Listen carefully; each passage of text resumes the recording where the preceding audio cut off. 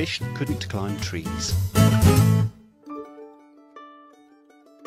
Simon the fish splished and splashed and dashed about the river weeds. He whizzed and whooshed and twisted through the water round the sticks and reeds. He swam at speed, this way and that, jumped from the water with a spin.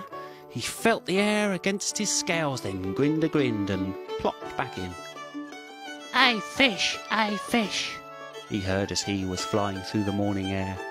He stopped and looked towards the bank and saw a squirrel standing there. "Hey fish, I see you swim quite well," he sneered. "You're not as good as me. I'll bet that you're no good on land. I'll bet that you can't climb a tree." With that, he shot straight up a tree and stood there with a splendid stance, stared down at Simon from the top and danced a little squirrel dance.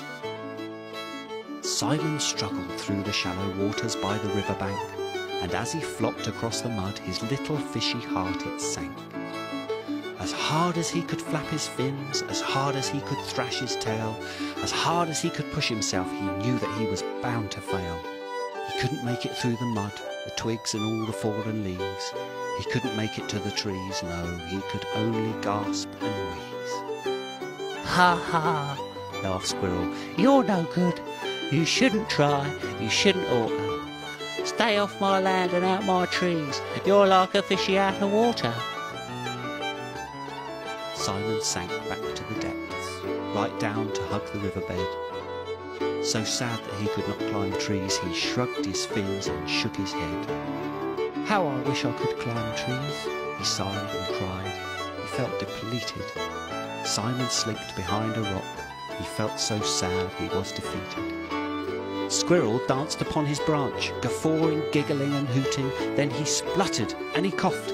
He tripped and slipped and lost his footing. Squirrel screamed, and as he fell, he flapped his arms to no avail. He fell into the stream below, a massive splash. He whooped and wailed. He burbled and he babbled, bubbles bursting as he paddled, and the current pulled him under as he splished and splashed and scrabbled. Squirrel thought, "Now this is it.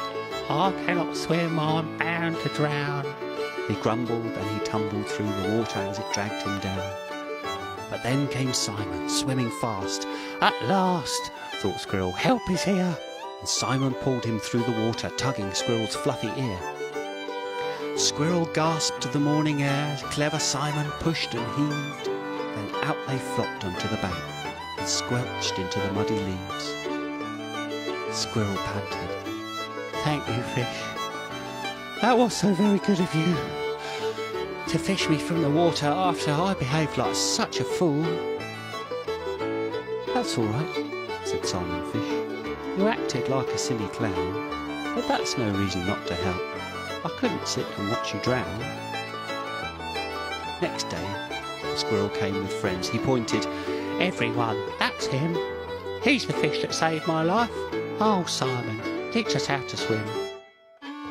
So Simon spent the morning teaching squirrels how to doggy paddle, then the breaststroke and front crawl, until they were quite tired bedraggled. Now, if any danced on branches, lost their footing and fell in, they could swim back to the bank and climb back up their tree again. To give their thanks, some carried Simon to an overhanging branch and watched him dive into the water as others sat and had their lunch.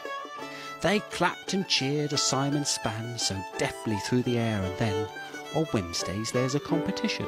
They watch and mark him out of 10.